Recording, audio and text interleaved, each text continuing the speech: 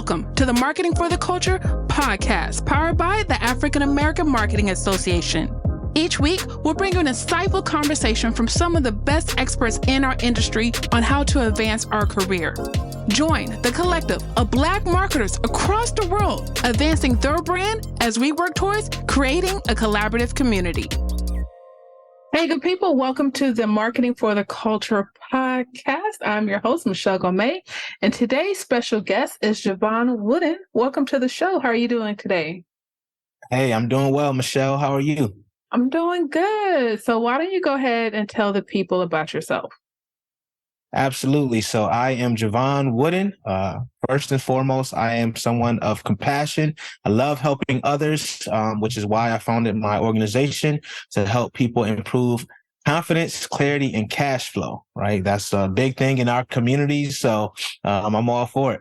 And then I'm also a U.S. Army veteran, Bronze Star recipient, served in the Army 12 years reserves, did 3 tours overseas.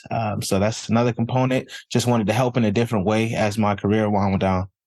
Thank you for serving our country. So my pleasure. The thing that just stood out to me is when I said introduce yourself, you mentioned traits, characteristics about yourself, and not a title. So I'm very intrigued on how you crafted your pitch or how you were able to lead with that versus, title and all of the business and professional stuff. Yeah. That's a great question. I believe that titles are a part of us, but they aren't who we truly are. I like to lead with who I am, what I do, what my mission and values are. So I feel like that's very important in a pitch, because if we only did a title, everyone would sound the exact same. Yeah. I believe that if you give your traits and your qualities and what you want to stand for, it completely makes you memorable and makes you stand out. Okay. So speaking of title, you are the author of Own Your Kingdom. Yes. I like how you brought that out. I love it. I've been doing this for a while. But what led you to write this book, and tell the people about the book? Absolutely. So the book was really, it's an action plan for success. I'm a person that has dealt with PTSD and severe depression over my lifetime. I didn't know what it was until I came back from a deployment, my last deployment actually in 2017 from Afghanistan. And I just hit a really, really dark time. I felt really detached from the world, didn't enjoy things I really used to enjoy. And I had called my sister one time, and this was it. I was like, man, I don't want to do this anymore. This sucks, all these things. And she said 2 words. She said, get help. And that gave me license, because as a young Black man, I never heard that. Get help. What? You looked at as weak. So that was the moment that I really realized that vulnerability is strength. And that's what I write about in this book. I talk about forgiving yourself. I talk about creating that, a 360 support system. I talk about creating an action plan for you to deal with adversities as they come, and not being reactive, but being proactive as you work on your mental health, your emotional health, so that you can be better and well-rounded in all ways. And that's really what Own Your Kingdom means, is having that triad of stability, right? Your physical, mental, and your spiritual. And when you have that triad, then you get that focus. When you have focus, you have clarity and you have purpose. And that means you have that goal in your sights. So it just makes it a lot easier to be able to be effective, efficient, and happy in your life. And you also do coaching around this as well. Is that correct? Can you go into some of your coaching stuff? Absolutely. So I mentioned earlier that I help people increase confidence, clarity, and cash flow, right? And that's a big part of it. A lot of what we do as entrepreneurs, as business leaders, as owners, and just as people, it really starts in the mind, right? Mindset is everything. We hear it all the time. And my saying is, control your mindset, control your destiny. So the first thing we do is identify the root causes, the blocks. What is causing you that anxiety when you try to get on that stage? What happens when you look to start that business where you can only hit a certain revenue dollar amount? What happens when you go to hire someone, when you try to have to delegate and you just feel like you can't relinquish control? So we really go do a lot of exercises to help you get that introspection so that you can move forward. Because if you have that block, you end up self-sabotaging and not even knowing why. So we really want to get real about that conversation. And that's really what this book is all about. It comes with a workbook. There's like probably 100 something pages of exercises that it comes with. And I wanted to do that intentionally because it's things that help me. You have things like writing a contract to yourself that we love to promise someone else something and make sure that we do it, even if it hurts us. But when it comes to our own, ourselves and making those promises to us, we tend to let ourselves down easy, right? So I wanted to make it where we treat ourselves like our best friend, right? We have those talks. We're positively cheering ourselves on. We're bigging ourselves up. We're believing that we can do these things. We're sharing our accomplishments. We're celebrating these wins. Those are all things we do with other people. It's time to do it for ourselves. I love it. I mean, you saying writing a contract to yourself, I feel like that's something I might need to revisit during this time of my life. Because I've done that type of work before. I've written contracts to myself, checks to myself, as far as like, I want to get paid this amount and I'm writing the check out and I'm listing the name of the clients I want to work with. And all of that stuff works. It really, really works. And it holds you accountable. Similar to a vision board, if you put it in your vicinity so you can see it every day or on a regular basis. Okay. Absolutely. So I'm excited. We met, I think maybe a year or 2 years ago. It was about 2 years, almost 2 years ago now. Almost 2 years. A mutual friend, Joy Allen, had an event and we connected. I purchased your book. Fast forward, I've been following your journey online. And excited to see that you will be speaking at the Marketing for the Culture Summit. So you're going to be on the PR and marketing panel. So my question to you is, what is OPP? Absolutely. Well, first and foremost, I'm honored that I was selected to speak on this panel. Thank you so much for this opportunity. I think marketing for the culture is an amazing thing. You don't see it often, and I'm glad you created this platform. So I want to make sure I give you them flowers, right, while we're right here, because you deserve them. OPP, we all know naughty by nature, right? But I took a spin on that, right? And instead of other people's property, I said other people's platforms, right? So other people's platforms involves media, involves stages, podcasts, blogs, anything someone else has created that you can leverage, right? And that goes for collaborating on social media, right? I was going live when I first started. I just selected random people who are along the same lines of my niche, and I would reach out to them and say, hey, would you mind collaborating? And most of them didn't know me at all, but they'd be like, yeah, sure, cool. And I think that this is so powerful to use other people's platforms as you work, no matter what stage you're in your business, because it allows you to cross-pollinate with one another. And then it develops these networks of people that you wouldn't reach otherwise, no matter how many ads you run, etc., right? Because those eyes were for someone else. So when you leverage other people's platforms, it just allows you to exponentially grow in your revenue and in your network. Yeah, no, I love it. I love it. It's catchy. I love anything that goes back to hip hop roots, at least my hip hop roots, 90s. Right. That's the only ones I know. I don't know anything past like 2000. I don't know. You can't even ask me about. Like, you a hip hop head? I'm like, nah, I'm not. Not today's hip hop head. No. I don't even know what they be saying. I'm be honest. No, but I love it because, it's catchy. And then obviously people in our demographic, we hear it. It's like, okay, so that's a nice spin on things. So how has, obviously you're an author, you're a business strategist. So how has media impacted your brand awareness? Yeah, tremendously. I mean, so many opportunities have come down the pipeline just because the right person has seen me writing for a media outlet, right? And like Verizon, I'm an ambassador for their small business digital ready program. And that only happened because I was writing for other guest blogs, right? And it weren't huge. When I first started, I think I did like Good Men blog, Good Men Project, and then some other smaller ones. And people started seeing me. So it really helped me to expedite the process of building that brand awareness. Right now, of course, there's still a ways to go. Right. I have some aspirations. So I'll continue to do that. But it just has caught like fire.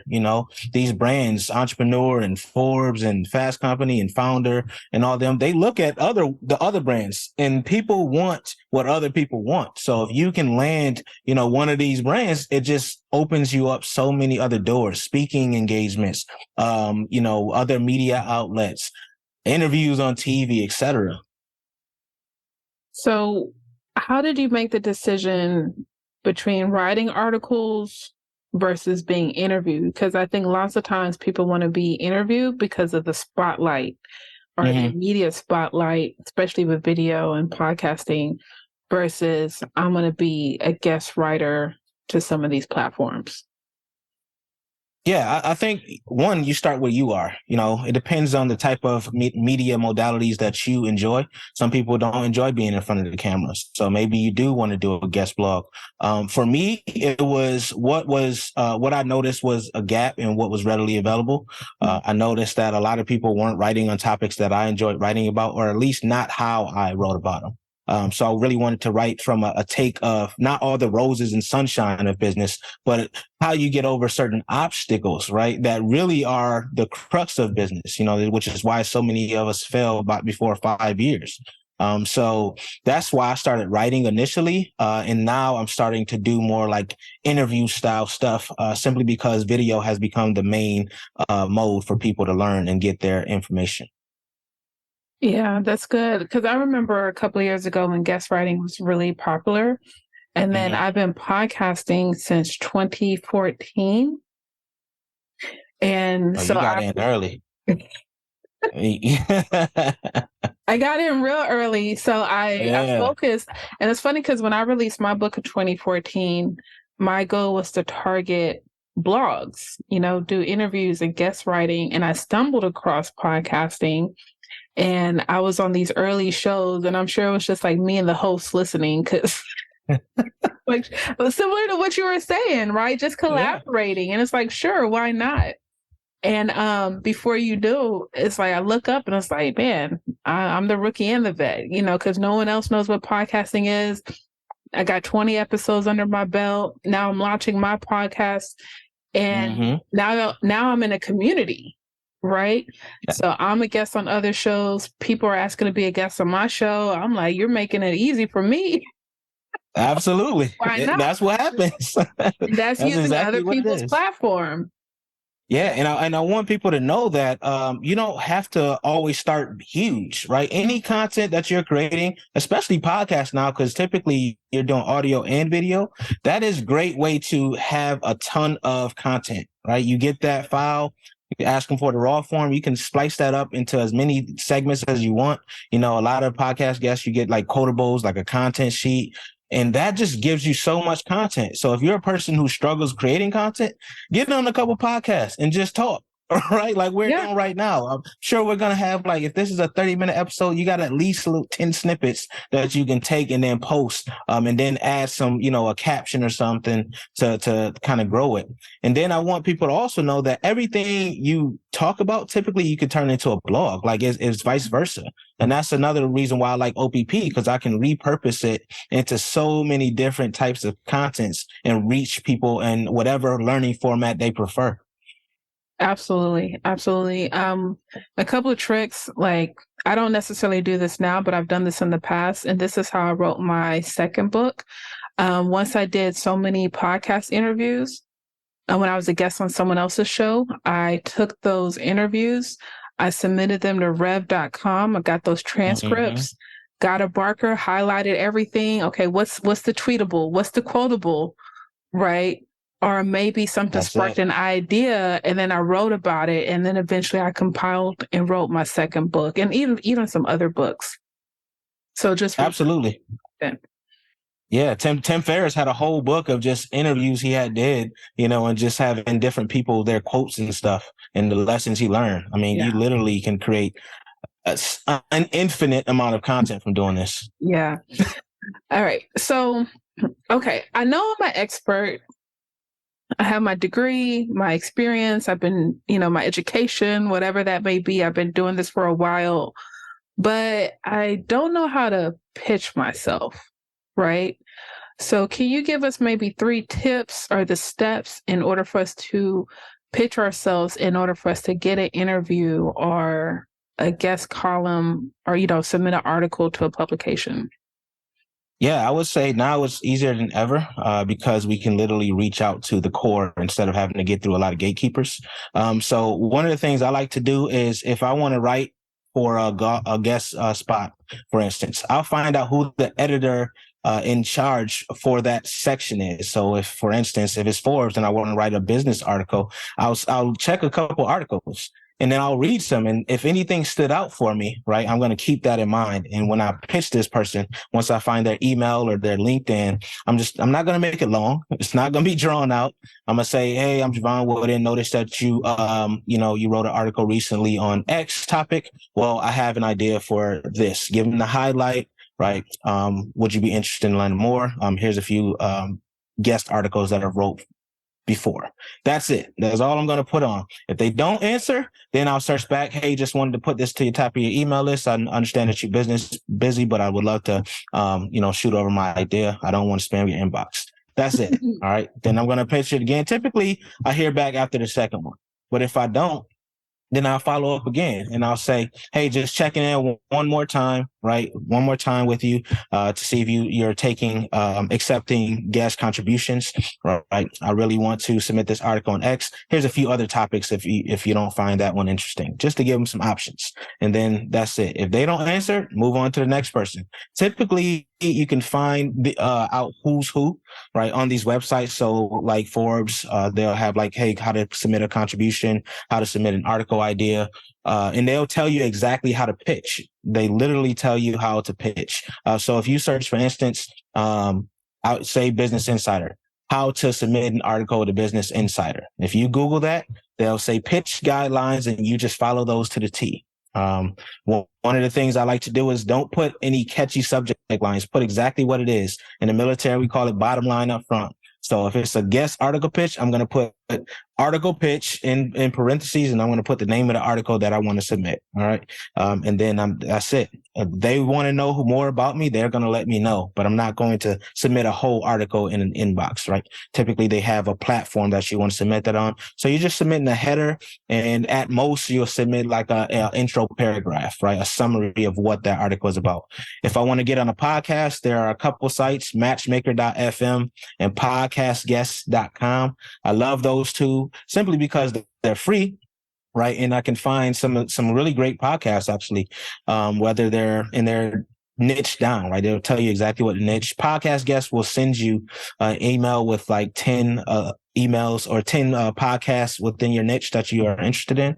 And then you can also feature yourself as a top guest if you'd like. But it just allows you to reach out based on your niche, based on what you want to talk about. And it'll show you if they're accepting guests or if they're not, if they're doing ad swaps, if they're looking to collaborate in different ways, they can literally put that on their profile. So it's just different ways to do it. I don't believe in going to a podcast and like some of them charge me. I'm not going to pay for a podcast, right? Simply because I don't know if who's seeing it, what's seeing it, if they're even my niche. They can fudge the numbers all they want. And then when it comes to speaking engagements, it's the same thing as pitching for guest articles. Really, like, for instance, if you're just starting, you can go on like an Eventbrite or allevents.in and just look at what events interested you. Right. If it was an annual event, you can reach out to whoever it says that event coordinator was. Reach out to them, shoot them an email. Hey, I noticed that your event just passed. I have this title topic, even if you haven't created the topic. Right. If you have something that was along the lines of what they spoke about, for instance, marketing. Oh, I have this topic on how to create content marketing that connects. Cool. Now they're going to be like, all right, well, we have this other event coming up. Or you can ask, if you're not sure who it is, you can also say, hey, I'm interested in submitting to be a speaker at X conference. Can you tell me who's responsible for booking speakers? That's it. That's your first email, right? And then you can go from there, depending on if they answer or they don't. So people really overcomplicate pitching, but it's really simple. You're literally saying what you need and what you're looking for and how you can help them. That key is, how can you help them? Not asking for any handouts. but just saying, hey, I know I have something that you need. Here it is. You tell me if you want it or not. I can go to the next person, right? You don't want to sound desperate. You just want to sound like you are of value. Yeah, of course. I love it. And can you share maybe your success stories or client success stories on how this type of brand awareness, media attention has, I guess, generated more money in your business? Yeah, absolutely. I mean, for me, it skyrocketed me because, I wasn't, when I first started, it was rough, doing a lot of outreach and stuff. And then, I found just started writing and getting on podcasts.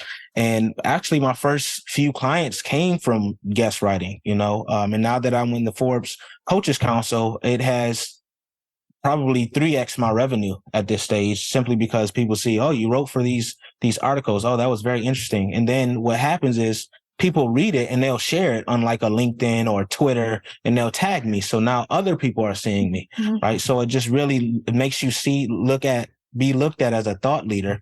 And then it gets me on stages. I was just booked for a speaking engagement in October for a Women in Construction conference due to that. So it just really helps you to get your brand out there. And then what I can do is, once I get that article out there, I can then take it after about 2 weeks or so, post it on my website and say, as seen as on Forbes, I have seen as on Entrepreneur. So it really adds that credibility there as well. No, I may not get credit from an SEO perspective, but I get credit from the visitors that see my site. So it just helps you in so many different ways. Okay. All right. And can you go into details on how you became a part of Forbes Coaches Council?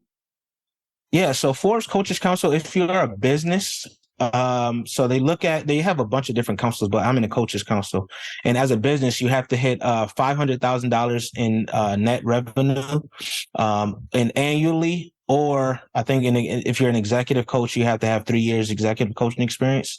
And then there's some other ways you can do it if you run a business. I think you have to generate $1 million if you are a part of another company. But that's pretty much it. And then there's a membership fee you pay to maintain status.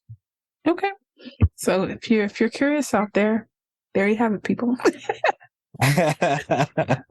I'm always straight up. Straight up. That's it. All right. So as we stated, we mentioned the Marketing for the Culture Summit coming up Thursday, June 1st. What are you most excited about for the event? I'm excited most that it's for the culture. just to keep it real. For real, because we're getting it from that perspective. I love that it's from that perspective, because so many of us are first generation entrepreneurs, people who have just figured it out on our own. We've made a lot of mistakes, and I'm excited that we can prevent some of our own people from making those same mistakes, and we're giving them the game. We're open. There's no questions that we're not willing to answer, right? We're not charging you thousands of dollars for just because of some people's names. It's all value, and I'm excited about that. Yeah, thank you. That's definitely something that's really important to me, where accessibility and pricing, where have to charge enough that it's right and it's tangible from a business perspective and a consumer perspective, but also want it to be accessible for the majority of the people as well. So thanks for mentioning that. Absolutely. So, conference, what else do you have going on? How can people find you? All that good stuff. Absolutely. So I have my own podcast, right? Design Your Life and Business, which Michelle is a guest on there. So look out for her episode. So that's coming out. Actually, it will be out by the time of this drops. And also writing another book on my 5 Why framework, the framework that I use in my coaching and consulting. So that'll come out by the end of this year or early next year. So that's going to be a very detailed, in-depth, step-by-step roadmap of how to grow a service-based business. And then I also have my community, the Design Your Life in Business Club. You can go there, designyourlifeinbusiness.club, and just sign up and register. And I'll even create a special link so people can get something off because they listen to this show. And you can find me at livenotloathe.com. That's LIVENOTLOATHE.com. and I'm on all social platforms with the same name. Yeah. So we'll definitely have those links in the show notes so you can check out Jevon and all of the work that he's doing. Incredible work. But more importantly, you can buy a ticket and come see him at the Marketing for the Culture Summit, June 1st. Come through. We'll see you there. Listen, he already laid out the roadmap. So if you got this in a 30-minute podcast interview, like, what are you going to get on a 45-minute panel? Come on now. Y'all come through. Get your tickets. Summit. But I appreciate you. Once again, it's been a pleasure watching your growth over the past couple of years in business. I know we'll keep growing and collaborating with one another. So I'm grateful. So once again, thank you for being a guest. Thank you for listening to the Marketing for the Culture podcast and attending the summit. I want to thank you in advance. And remember, I believe in you. Thank you for listening to Marketing for the Culture podcast. If you haven't already, please subscribe, whether it's on Apple, Google, Spotify, or your favorite podcast platform. And of course, our videos are on YouTube. If you have a moment, feel free to give us a rate, review, or just comment. We appreciate our sponsors for their continuous support. Also, if you're interested in learning more about our sponsors or becoming a member of the African American Marketing Association, visit aa-ma.org.